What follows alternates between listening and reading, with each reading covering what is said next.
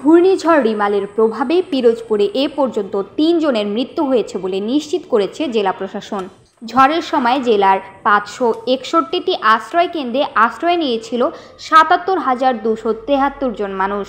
এছাড়া ৫৩টি ইউনিয়ন ও ৪টি পৌরসভায় অধিকাংশ মানুষই ছিল পানিবন্দী। পিরোজপুর জেলার ৭,৮৮৬ হেক্টর জমির আউশ ও বোরো ধান এবং বিপুল সংখ্যক সবজি ক্ষেত ক্ষতিগ্রস্ত হয়েছে। তাছাড়া পানিতে প্লাবিত হয়েছে ১০,০০০ পুকুর। প্রায় ৭,১০০রও বেশি বাড়ি এখনও বিধ্বস্ত অবস্থায় রয়েছে। একটানা ২০ ঘন্টার তাণ্ডবে ঝড়ের কবলে পড়ে সারা দেশে প্রায় ২০ জন মানুষের মৃত্যুর খবর পাওয়া গেছে, যার মধ্যে পিরোজপুর জেলার ৩ জনের মৃত্যুর খবর নিশ্চিত হয়েছে। এই সংখ্যা আরও বাড়বে কিনা তা এখনও নিশ্চিতভাবে বলা যাচ্ছে না। ঝড়ের প্রকোপ শিথিল হয়ে এলেও এখনও মানুষের ভোগান্তি কমছে না।